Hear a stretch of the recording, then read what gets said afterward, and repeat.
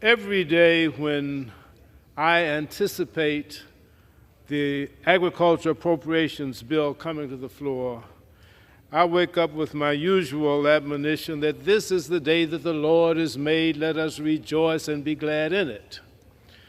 But today, as we take up this agriculture bill, it stretches my faith to say that this is a good day, because I rise in very, very strong opposition to H.R. 4368. As the ranking member of the Agriculture, Rural Development, Food and Drug Administration and related agencies Appropriations Subcommittee, I'm extremely disappointed to see this bill does not meet the needs of Americans who rely on this funding to ensure safe food and medicines, healthy and resilient farmlands, and strong rural infrastructure. The programs contained in the agriculture funding bill are important for all Americans, and they affect our country in so many ways. These programs help Americans by helping American farmers produce the highest quality, safest, most abundant, and most economical food and fiber in the world through the assistance provided through the Farm Service Agency in almost every county in America. They help future generations by funding conservation practices which preserve our farmland and our natural resources for the years to come. These programs are essential to those who live in rural areas and ensure quality of life through access to clean drinking water, electricity, telecommunication, broadband, sewer infrastructure, and housing. They help feed every American, including our most vulnerable families, children, and seniors in difficult times. They fund USDA meat and poultry inspectors and FDA inspectors of all other food products so that the food on Americans' tables is safe and nutritious. It funds the CFTC and the Farm Credit Administration, so this bill affects our financial space. I cannot think of a funding subcommittee with as broad a reach as our bill has. And a bill with such a broad reach deserves to have these programs adequately funded. However, the bill passed in our full committee markup only provided $17.8 billion in funding, which takes us back to the 2007 funding level. That is entirely inadequate for the needs of the American people, and it had no chance of being passed into law when it came out of committee. Unfortunately, rather than moving in a more productive direction, the majority used a procedural gimmick to impose even greater cuts of 69% to the Food for Peace program, 14.2% to all other discretionary programs. Instead of improving the bill, the Rules Committee made it even worse. In total, the cuts to the bill have reduced funding 41% lower than last year. The bill before us today will take us back to 2001 levels. That is totally irresponsible. The bill would harm rural America by taking money from programs supporting rural communities, such as it cuts $500 million from the Rural Energy for America program, the REAP program, and it eliminates grants under the program which will raise the energy costs for over 15,000 rural farmers and small businesses. It takes $1 billion from rural electric cooperatives, 900 cooperatives that serve over 40 million people in 48 states. It slashes $800 million from the WIC program, which drastically also cuts the cash value voucher benefit for fruit and vegetable purchases, affecting nearly 5 million hungry women and children. It strips loan assistance needed by 100,000 economically distressed farmers, which could literally cost folks the family farm.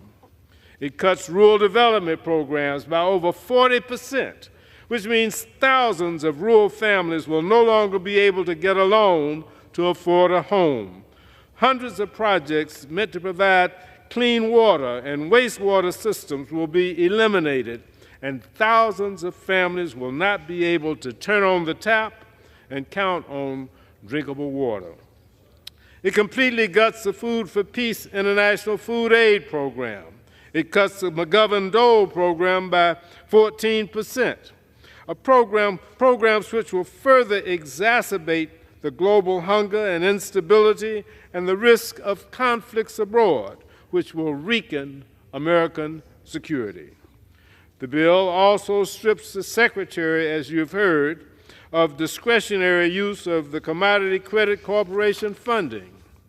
The CCC is a tool authorized by law to benefit our farmers and the thousands of church and community food banks that it helps to fund, no matter which party is in the White House.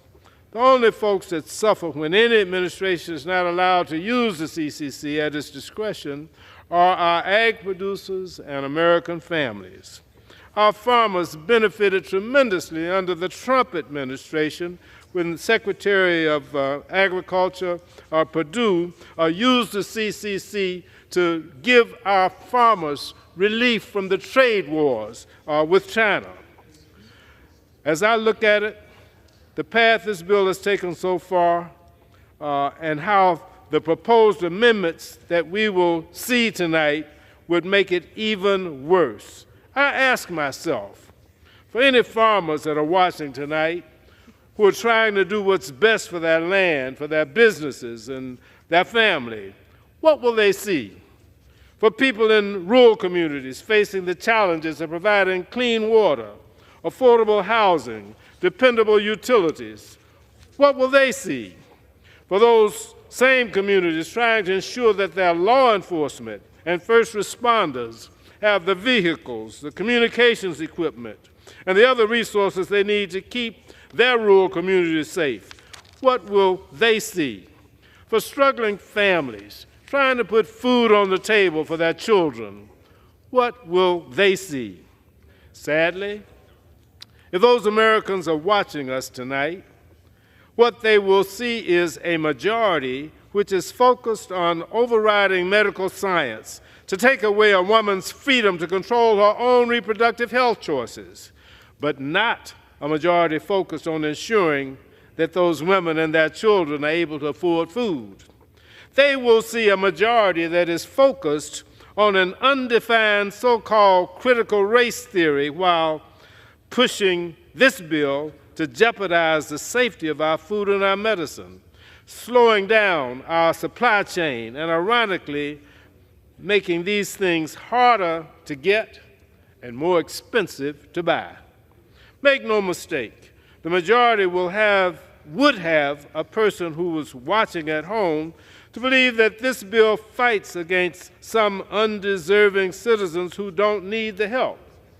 But the hard truth is that this bill is a nuclear bomb against the needs of every single American. The majority wants the people to be distracted by their culture war while they cut the crucial programs that every American depends on for the safest, the highest quality, the most affordable food and fiber and medicine in the world. And it appears that tonight we will see more amendments from the majority that further push the bill in a terribly harmful direction. It astonishes me that we are 4 days away from a government shutdown, yet we're not debating a bipartisan bill to keep the government open. Instead, we're debating an extreme messaging bill that does nothing to bring us closer to the bipartisan agreement we will need to eventually pass a full-year government spending bill.